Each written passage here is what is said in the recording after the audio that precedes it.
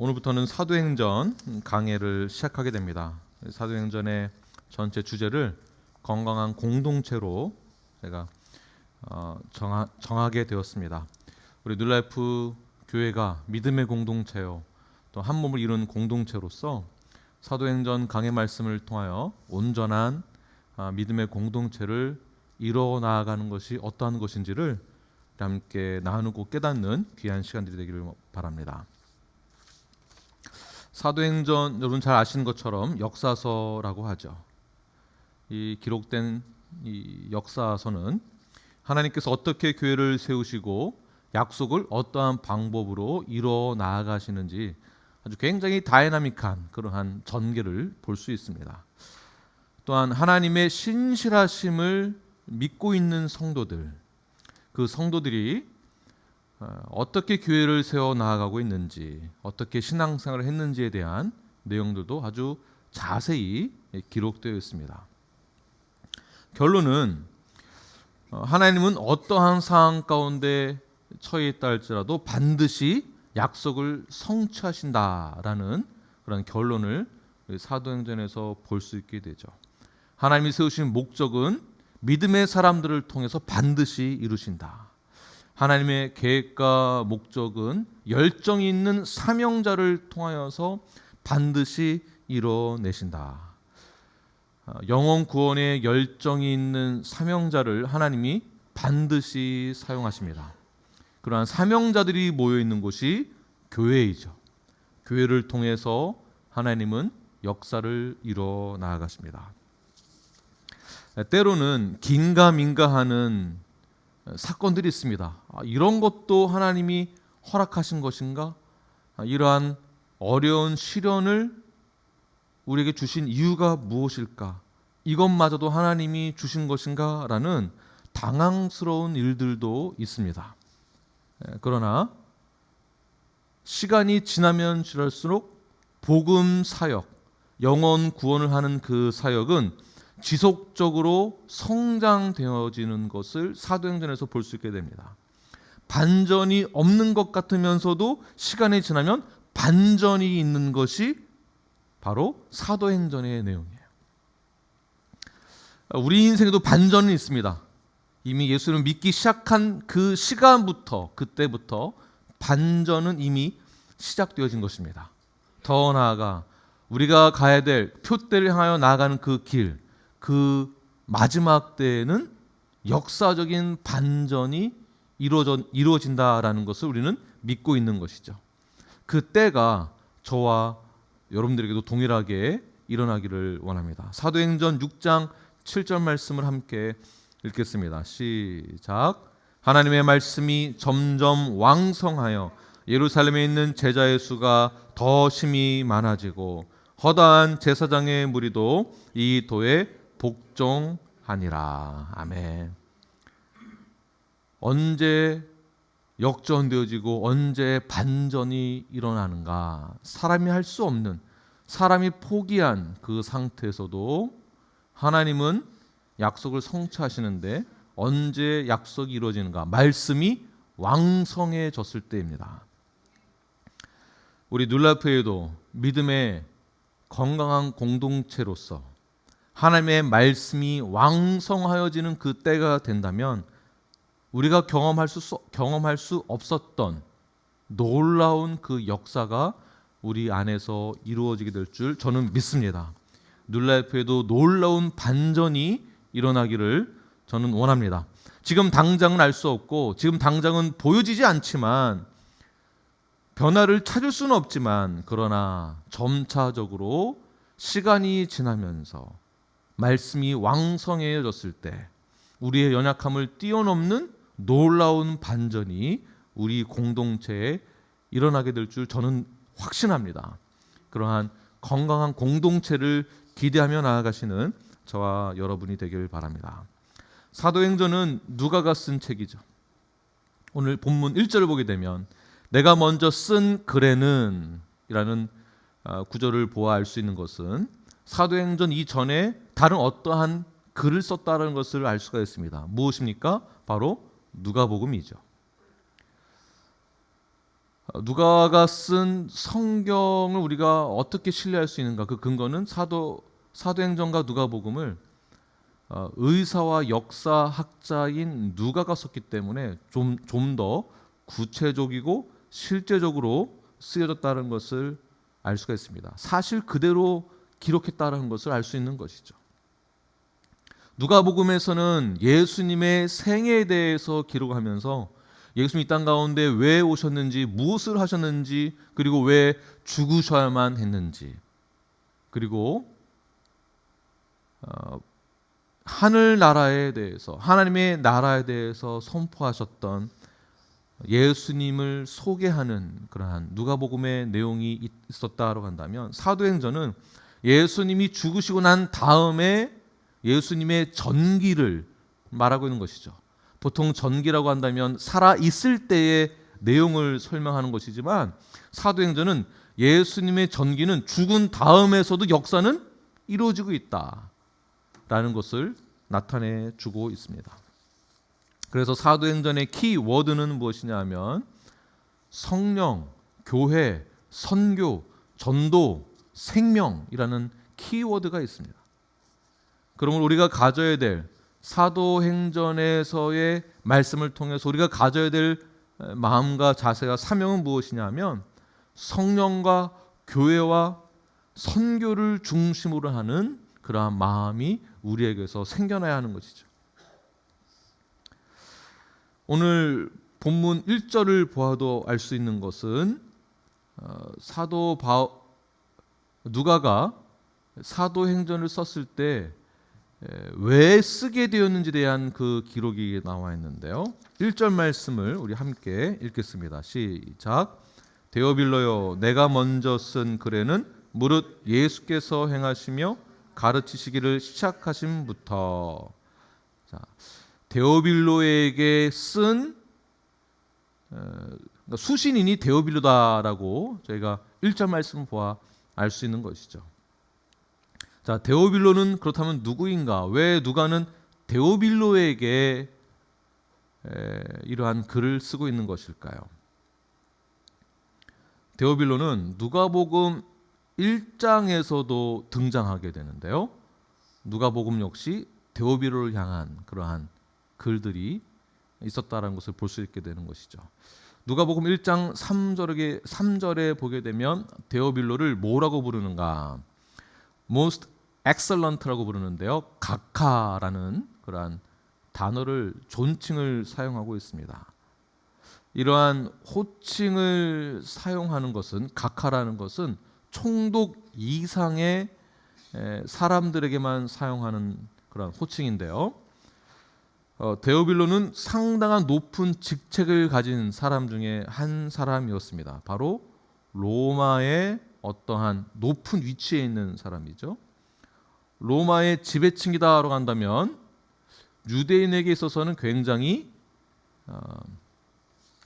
증오의 대상으로 볼 수밖에 없는 그런 사람이죠.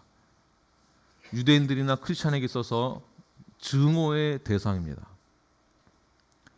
그러나 누가에게 있어서 데오빌로는 증오의 대상이 아니라 전도 대상자로 본 것입니다. 그래서 누가복음에서 예수님에 대해서, 복음에 대해서 알려주기 위하여 그에게 호칭을 쓰기를 각하라는 호칭을 사용하게 됩니다.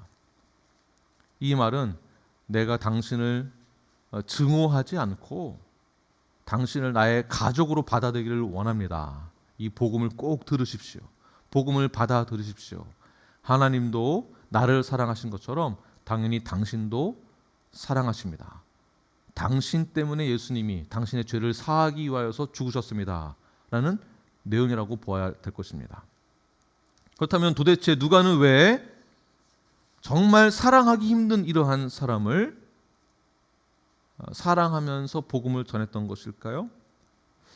데오빌로를 통해서 할 수 있는 것은 무엇이냐면 누가가 데오빌로를 향한 그 마음, 이방인들에게 있어서 누가에게 또는 누가에게 있어서 이방인은 함께하기 어려운 관계입니다. 반대편에 있는 사람, 지배자로 보여지게 되죠. 그러나 그를 지배자로 보지 않고 반대편에 서 있는 사람으로 보지 않고 증오의 대상으로 보지 않고 당신 역시 하나님의 존귀한 자녀입니다. 왜냐하면 나도 과거에 데오빌로였다라는 그러한 인식이 있었다는 것을 볼 수가 있습니다. 우리도 모두 마찬가지입니다. 영적으로는 우리도 이방인이었었습니다. 그러나 예수 그리스도의 복음의 능력 때문에 우리는 하나님의 자녀가 되었죠. 또 다른 측면으로는 우리 역시 데오빌로였었습니다. 복음이 그에게 들어갔을 때 그의 심령 골수가 쪼개어지고 누가가 전한 그 예수 그리스도의 놀라운 사랑 때문에 그가 믿는 믿음의 공동체 안에 들어오게 되는 것이죠.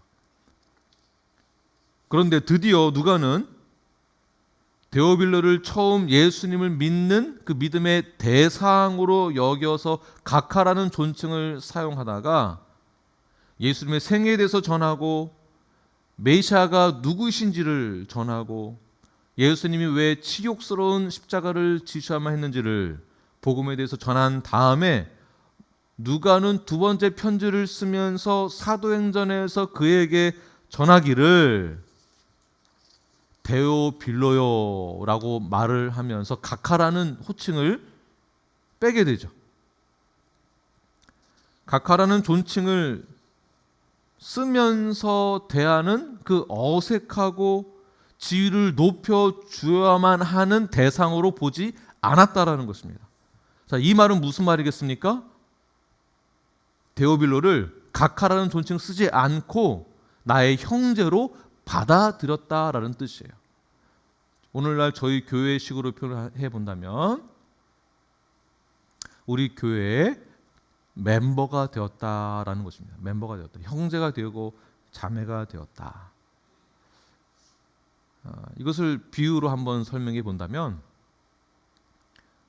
제가 이제 군대에 있을 때 제가 군종병은 아니지만 해병대는 군종병과가 없기 때문에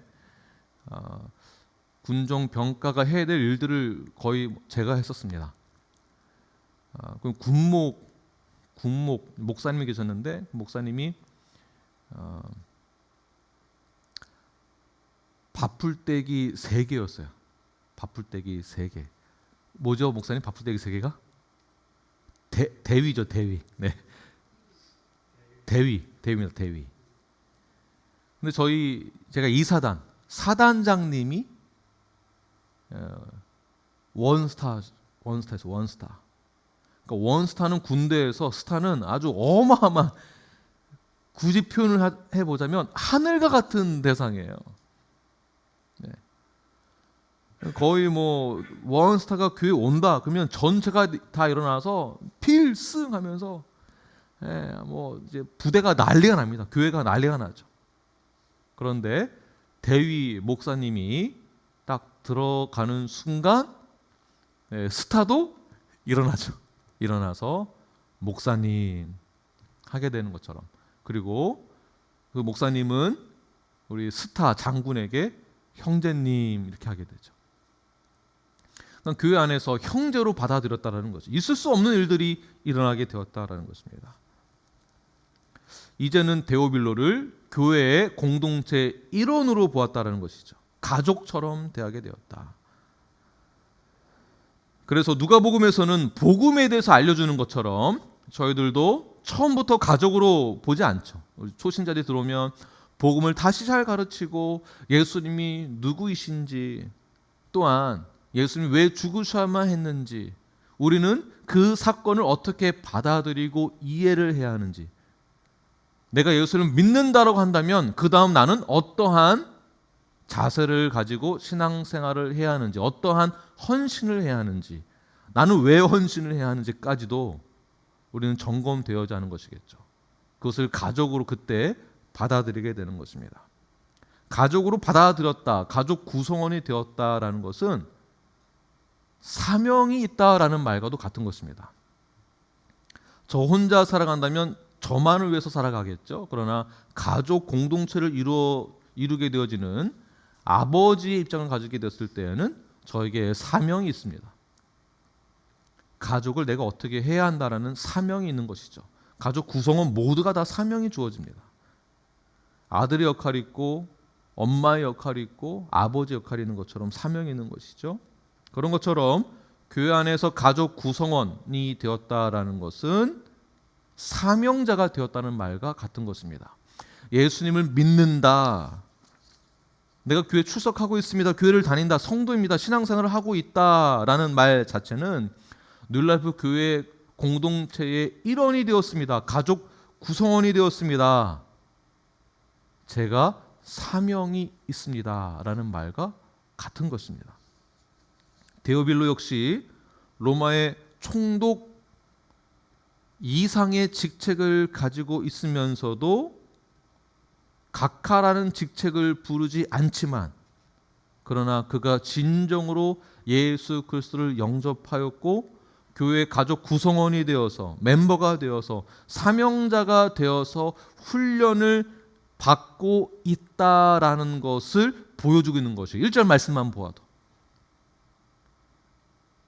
각하라는 존칭을 쓰지 않는다라는 이 자체가 가족 구성원이 되어서 사명자로서의 훈련을 받고 있다라는 것을 증명하고 있는 것입니다. 그래서 사도행전의 전체 흐름들을 보게 되면 예수님이 죽으시고 부활하시고 승천하시고 난 다음에 성령 강림이 임하고 났을 때에 그 다음에 교회가 어떻게 세워져 가는지 그 중심에는 하나님의 나라를 위해서 교회를 위해서 헌신하는 사명자들의 이야기예요. 사명자들의 이야기. 어떻게 사명을 감당하고 있는지, 베드로가 어떻게 변화가 되어져서, 요한이 어떻게 변화가 되어져서 그 사명을 감당하게 되었는지,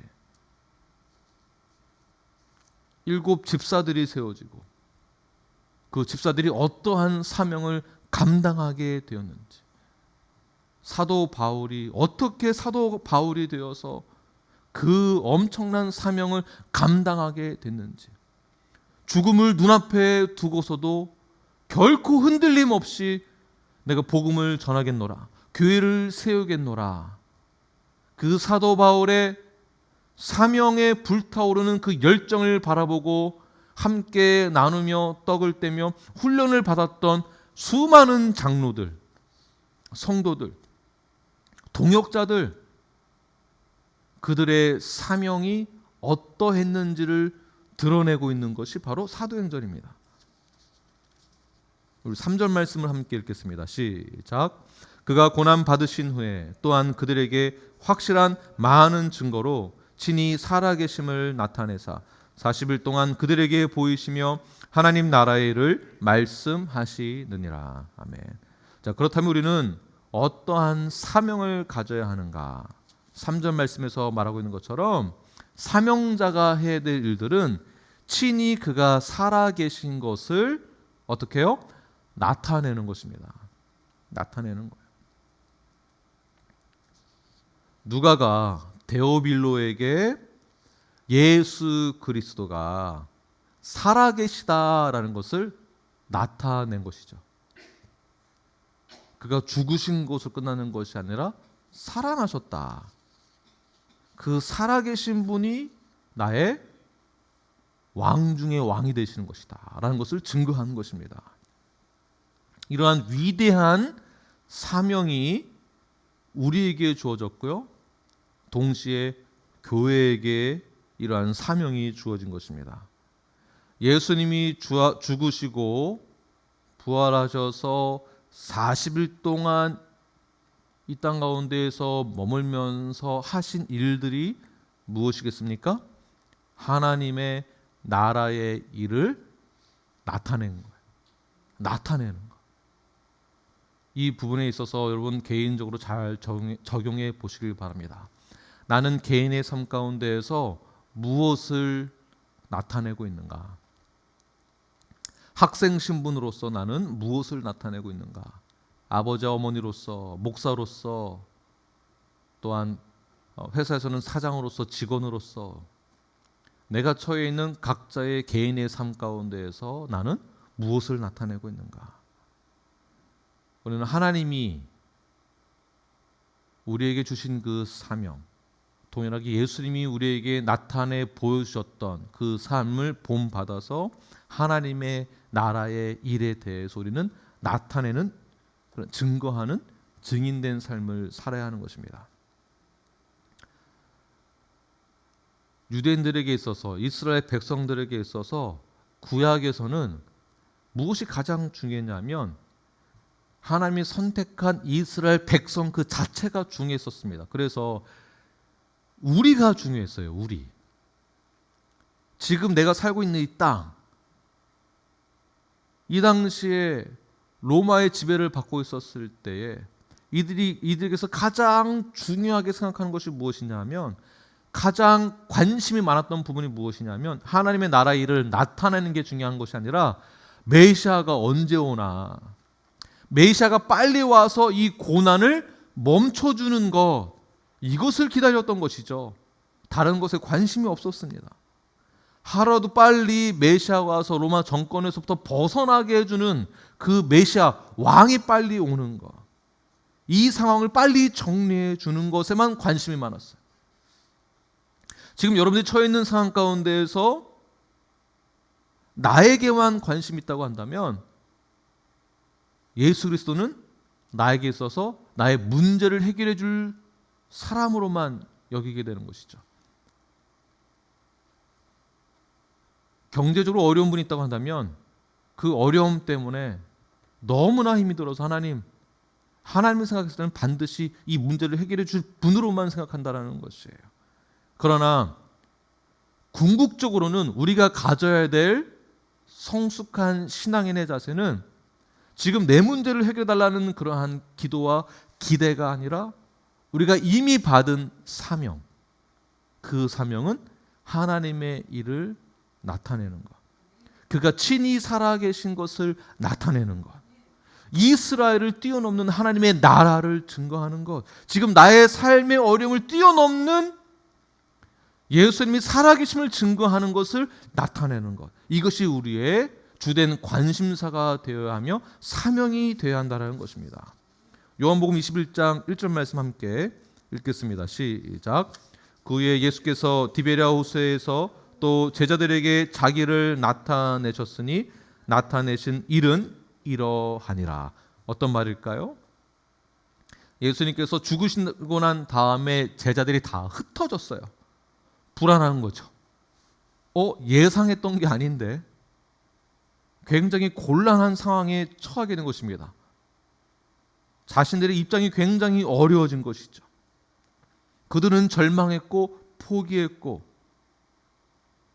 그리고 사명을 잊은 채 자신의 원래 자리로 돌아가 과거의 옛 사람처럼 생활하게 됩니다. 그들은 누군가의 위로가 필요했고 다시 한번 도약할 수 있는 그러한 시발점이 필요했었는데 그때 예수님이 부활하셔서 등장하게 되죠. 물고기를 잡고 있는 베드로에게 배 오른편에 던져라. 그러면 많이 잡을 거다라는 말을 듣게 됩니다. 어디서 많이 듣던 말이었어요. 그것을 알아차리고 예수님이다 하고 뛰어들어가 주님에게 다가가게 되죠. 그때 예수님께서 베드로에게 다시 한번 확인합니다. 너 진짜 나 믿는 거 맞냐? 진짜 성도 맞는가? 정말 구원의 확신이 있는가? 이걸 재점검한 것이죠. 사명을 가지고 있는 거 맞느냐? 내가 명령한 말, 성경의 말씀 이거 다 이해하고 있느냐? 깨닫고 있느냐? 정말 신자가 맞느냐? 재확인하죠. 어떻게 표현하십니까? 내가 나를 사랑하느냐? 3번 물어보십니다. 내가 나를 사랑하느냐? 네, 내가 주님을 사랑하는지를 예수님이 잘 아십니다. 확신이 있는 사명을 다시 스스로도 발견하게 됩니다. 그때 주님이 명령하시는 건 무엇입니까? 그렇다면 내 양을 먹이라. 사명을 주시는 것이죠. 예수님이 부활하셔서 나타내 보이신 건 무엇입니까? 사명을 일깨워 주시는 거예요. 하나님의 나라에 대해서, 그리고 내가 살아있다는 것에 대해서 나타내시는 거예요. 자, 이 말은 부활이 없었으면 주님이 스스로를 나타내시는 것도 없었을 것이며, 부활이 없었으면 사명도 없다라는 것입니다. 처절한 상태에 있는 제자들도 부활이 없었으면은 예수님이 나타내 보여주지 않으셨다고 한다면 위로도 받지 못한 채 원래 그 자리에서 살아가게 되는 것이겠죠. 하나님의 나라의 일도 전하지 못했을 것입니다. 예수님이 베드로에게 내 양을 먹이라, 이 사명은 오늘날 우리 교회에게 주신 사명입니다. 이 사명, 앞으로 2022년도에는 우리가 다른 것, 지금 내가 급하기도 하지만, 내 상황이 어렵기도 하지만, 그러나 내가 신자다라고 한다면 이 사명을 다시 한번 붙들고 재확인하여서 주님이 명령해 주신 내 양을 먹이라, 그 말씀에 순종하여 교회의 사명으로 생각을 하고 그 사명을 잘 감당해내는 저와 여러분이 되길 간절히 축원합니다. 자, 그렇다면 우리는 무엇을 나타내야 하며 무엇을 먹여야 하는 것일까요? 어떻게 사명을 감당해야 하는 것일까요? 첫 번째, 가르치는 것입니다. 가르치는 동시에 잘 배워야 하는 것이겠죠. 2절 말씀 함께 본문입니다. 읽겠습니다. 시작. 그가 택하신 사도들에게 성령으로 명하시고 승천하신 날까지의 일을 기록하였노라. 자, 택하신 사도들. He had chosen. 이거를 예전에 어떤 목사님이 이걸 조선이라고 이제 생각을 해서, 조선이 택함 받았다, 그러니까 한국이 택함 받은 거다, 이렇게 해석을 하는 분들이 좀 계셨습니다. 네, 넘어가서 조선이 택함 받은 것이 아니라 여기서는 제자들이, 예수님의 제자들이 사도가 되었다라는 것을 말하고 있는 것이죠. 그러니까 사도들을 새로 뽑았다가 아니라 제자가 사도가 되었다라는 것입니다. 그러니까 사도가 이미 있었다는 것을 말하고 있는 것이죠. 자, 제자가 사도로 바뀐 것인데 제자의 의미가 무엇입니까? 뜻이 무엇입니까? 제자는요, 훈련생이에요. 배워야 되는 입장이에요. 제자는 훈련을 받고 배워야 되는 입장입니다. 자, 그러나 사도는 무엇입니까? 사도는 실전에 투입되는 것이겠죠. 제자는 말씀을 받고 말씀을 듣고 배워야 되는 입장이지만 사도는 실전에 투입하여서 말씀을 전하고 가르쳐야 되는 입장을 가진 자들입니다. 이 사도의 이 문자적인 뜻은 보내심을 받은 자들이다라는 뜻이 있죠. 보내심을 받은 자들, 즉 예수님이 명령하여 주신 그 말씀 그대로 실천하고 전하고 전달하는 자들. 훈련병들이 훈련이 끝나고 난 다음에 병사가 되어서 전쟁터 실전에 나아가서 전투를 치르고 싸워야 하는 것처럼 우리들 역시, 사도 역시 제자에서 사도가 되어 영적 전쟁 그 자체에 실전 배치되어 하나님의 나라를 전하고 가르치는 것, 하나님의 나라를 선포하고 가르치는 것, 예수님이 살아계심을 전하고 가르치며 선포하는 것, 이것이 사도들에게 주어진 사명인 동시에 교회에게도 주어졌다라고 보는 것이죠. 그래서 우리는 교회가 감당해야 될 것은 하나님의 나라에 대해서, 예수 그리스도에 대해서, 성령님에 대해서 가르치는 것입니다. 가르치는 것. 제자로 삼는 것. 그 제자가 또 가르치는 것. 이것도 우리의 사명이에요. 구체적으로는 무엇을 가르쳐야 되는가? 구약의 약속이, 구약의 예언이 오늘날 이렇게 성취되었다라는 것을 가르치는 거예요.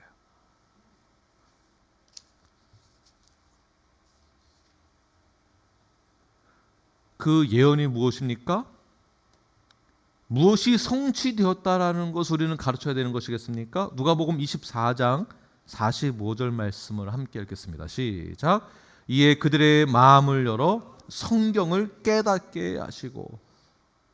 구약의 예언 무엇입니까? 다 성경이죠. 메시아, 예수 그리스도, 하나님의 구원 계획, 우리를 향하신 그 마음, 우리를 향한 그 계획, 성경을 깨닫는 것이 사명이다라는 것이에요. 예수님께서 제자들에게 일을 맡기실 때, 야, 그냥 한번 해봐봐, 이런 것이 아닙니다. 데오빌로 각하에게 데오빌로 형제로 믿는 자가 되었을 때 그냥 한번 믿어봐가 아니었어요. 데오빌로 역시 형제로서 가족 구성원이 되었을 때에는 훈련받는, 제자 훈련받는 그런 과정 가운데에도 들어오게 되었다라고 본다라는 그 근거를 저는 여기서 찾는 것입니다.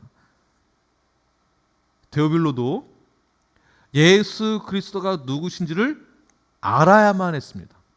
배워야 하는 것이에요. 누군가는 가르쳐야 됩니다. 데오빌로가 역시 성도가 되고 가족 구성원이 되었다라는 것은 데오빌로도 예수 그리스도가 누구이신지, 하나님의 나라가 어떠한 것인지, 우리는 왜 사명을 가져야 하는지를 가르쳐야 될 입장도 될 수 있다는 것입니다. 사도 역시 보내심을 받은 자다라고 했을 때 사도권이 그냥 주어지는 것이 아니죠. 훈련이 되어졌고 성경을 알기 때문에, 그래서 가르칠 수 있는 것입니다. 우리 최병환 목사님이 건강한 선교에 대해서 말씀을 증거하실 때 무엇을 강조했습니까? 가라가 먼저 아니요. 가라라는 명령이기도 하지만 부사죠.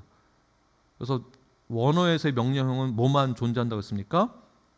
제자를 삼는 것이죠. 제자를 삼는 것. 근데 우리는 지금까지 가는 것만 신경 썼어요. 가는 것만. 훈련이 안 된 채, 예수 그리스도를 전하지 못, 누군지도 잘 모른 채, 고민도 해보지 않은 채 가는 것만 생각했어요. 무엇인가 하는 것만 생각했어요. 봉사하는 것만, 일을 하는 것만.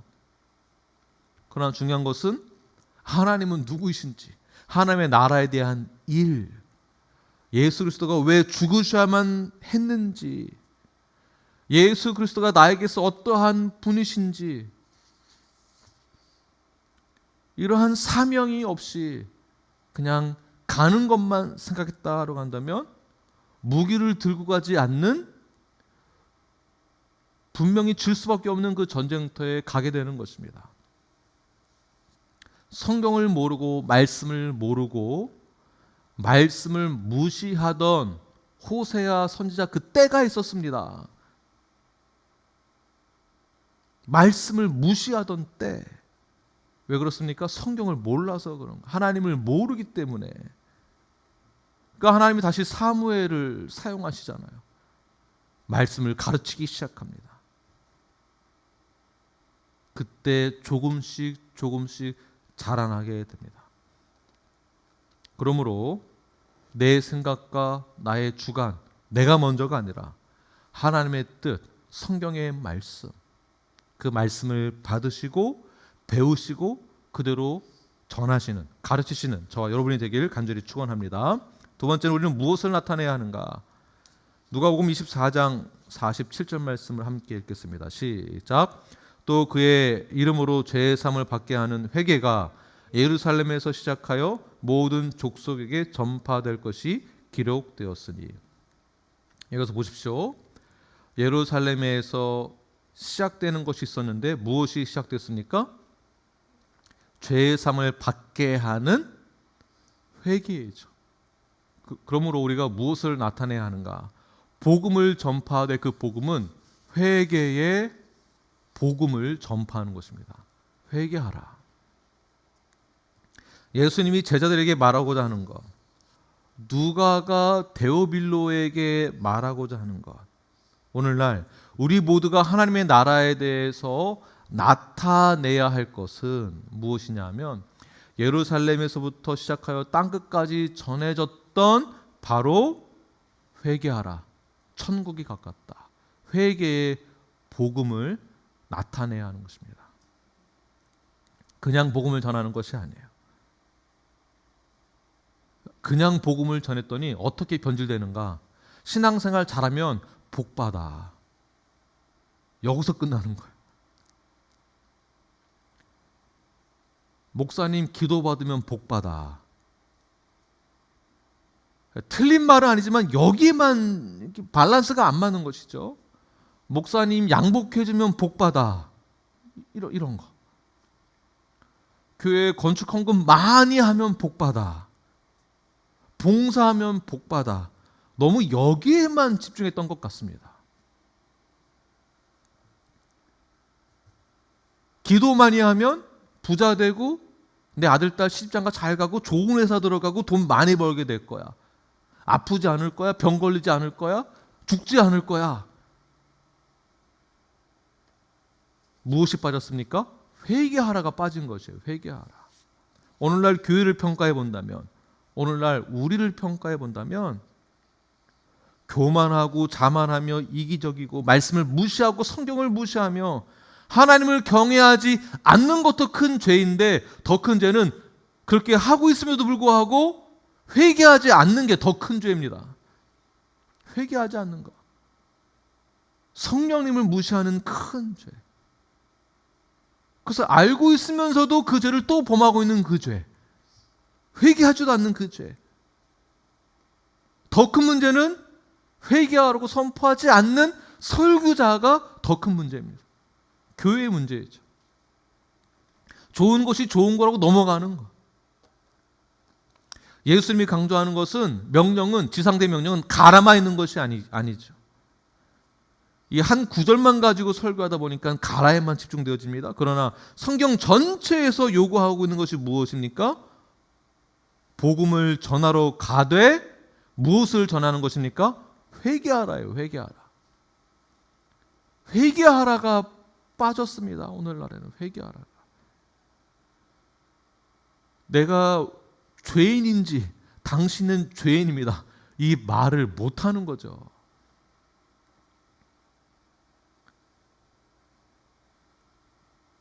이 말을 듣지도 못하고 전하지도 않고 알지 못하니까 십자가가 왜 중요한지를 모르는 거예요.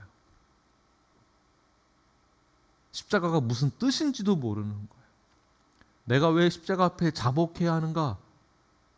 이 말을 몰라. 이해를 못해요. 나는 진정으로 주님을 내가 믿고 있는가? 예수 그리스도 나의 구주로 영접했는가? 정말 주님이 나의 삶의 주인이 되시는가? 이러한 고민을 단 한 번도 하지 않습니다. 왜? 회개하지 않았기 때문에. 내가 죄인인지 모르기 때문에. 이러한 고백이 없으니 회개를 하지 않았다라고 보는 것이죠. 예수님이 나에게 왜 중요한지, 예수님이 이 땅 가운데 왜 오셔야만 했는지, 오셔서 왜 죽으셔야만 했는지, 그리고 그가 왜 부활을 해야만 했는지, 그가 승천하시고 왜 예수님이 다시 오셔야만 했는지, 이런 걸 몰라요. 뭐만 알고 있습니까? 주일날 이 자리에 와서 좋은 말 한마디 더 들으려고, 위로받으려고, 복 받으려고만 온다라는 것이죠. 진정한 회개가 없으면, 진정한 복음이 없으면 이러한 고민을 아예 하지도 않습니다. 이해를 못합니다. 그러니까 교회가 왜 중요한지도 모르죠. 왜 모여야 하는지, 성도가 무엇인지, 교회가 어떠한 일을 하는 것인지, 교회의 사명이 무엇인지, 내가 왜 교회를 나와야만 하는지, 교회에서 하는 이 사역이 왜 중요한지 회개부터 모르니까, 하지 않았으니까, 신앙 고백이 없으니까 연결이 안 되는 것입니다. 교회의 모든 사역이 부담으로만 다가오기 시작하죠. 주님께서는 제자들에게 회개의 복음을 전할 것을 맡기셨습니다. 동일하게 오늘날 교회에게도 이 중요한 사명을 맡긴 것입니다. 저는 건강한 교회 공동체를 이렇게 정의해 내리고 싶습니다. 믿는 자들의 모임, 예수 나의 구주로 영접한 자들의 모임. 그들은 서로를 격려하고 위로하고 사랑하며 성경 말씀대로 권면을 하고 하나님의 나라를 위하여서 기도하며 하나님의 나라에 대해서 나타내며 예수 그리스도가 살아계심을 나의 삶을 통하여서 증거하고 나타내며 내가 믿는 그 예수님은 나의 모든 죄들을 사하여 주시고 나 대신 죽으시고 부활하시고 다시 오실 것을 내가 믿으며 이것을 증거하기를 다짐한 자들이 모인 곳이 건강한 공동체요 교회라고 보는 것입니다.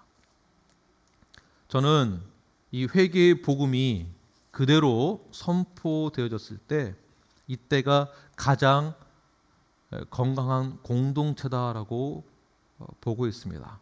사도행전을 통해서도 이렇게 건강한 공동체가 어떻게 이루어져 갔는지를 우리가 다 함께 살펴보면서 깨닫는 시간들이 되기를 원합니다. 결단의 시간들이 되기를 원합니다. 나도 이와 같이 되겠노라. 이 회개의 복음이 어떻게 불같은 역사가 이루어지게 했는가? 예수님의 제자였던 베드로, 그가 3번 부인합니다. 그러나 예수님이 죽으시고 부활하시고 성령이 임한 그 이후의 역사는 달라지기 시작합니다. 메말랐던, 부인했던 그의 마음 가운데 예수님이 하나님의 나라의 일을 나타내시고 그 사명을 받고 성령이 임한 다음에는 베드로의 마음이 불같이 일어나 사명자가 되죠. 처절하, 비겁하고 찌질했던 베드로가 목숨을 건 그러한 사명자가 되었습니다.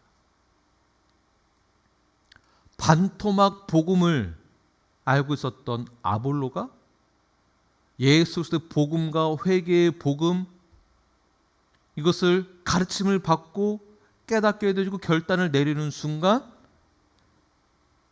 학자의 그 마음, 이성적인 그의 마음 이것이 다 깨지게 되는 것이죠.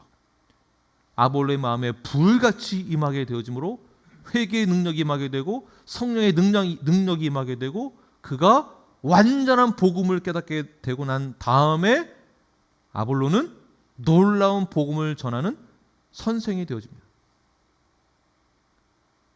고린도에 놀라운 복음을 증거하게 되어지고 그가 가지고 있는 모든 은사들을 통해서 하나님의 나라를 세우는 일들을 감당하게 되죠. 마찬가지로 반토막짜리 복음만을 알고 있었던 브룩실라와 아굴라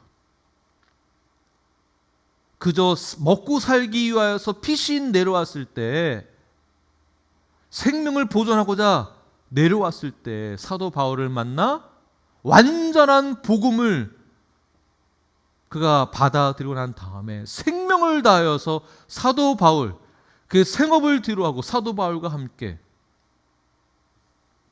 고린도를 떠나 에베소까지 가게 되고 에베소에서도 복음을 전하는 교회를 세우는 일을 감당하게 됩니다. 가르치는 일들을 감당하게 됩니다. 그 부부의 마음에 회개의 복음의 능력이 불같이 일어나 교회를 세우는 일, 사명을 감당하는 일을 감당하게 되죠. 학자인 아볼로가 누구에게 완전한 복음을 배웠을까요? 브루스길라와 아볼로를 통하여서 복음을 받게 됩니다. 밀레도에서는 사도 바울이 이제 순교할 것을 다 알고 있음에도 불구하고 그의 생명을 보존하고자 붙잡고 싶은 마음은 너무나 컸지만 성령의 강력한 그 인도하심과 사도 바울의 불같은 그 열정과 사명에 의하여서 내가 다 알지만 순교하기 위해서 내가 이 자리를 떠나야 하는 아쉬운 이별을 할 때 밀레도에서의 장로들과 성도들은 눈물을 흘리며 그를 보내주게 됩니다. 인간적으로는 붙잡아야 되지만 사명에 불타오르는 뜨거운 그 열정이 그들에게 있었기 때문에 뜨거운 눈물을 흘리며 그를 보내주게 되죠. 이러한 열정, 사도 바울 어떻게 이렇게 바뀌었습니까? 반토막짜리 복음 말고 썼던 그가 다메섹 도상으로 가던 길에 예수를 만나게 되어짐으로 진정으로 회개하게 되었습니다. 회개의 복음이에요.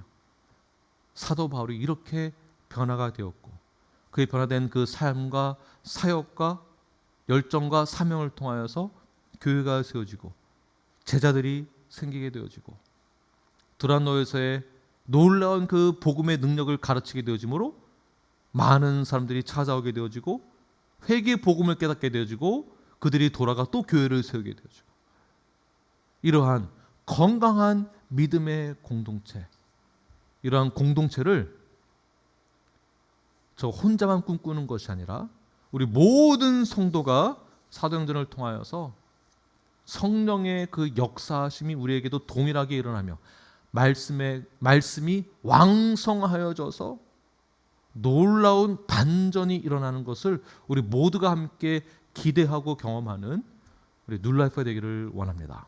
그러한 건강한 공동체를 꿈을 꾸시고 항상 힘써서 나아가시는 저와 여러분이 되길 간절히 축원합니다.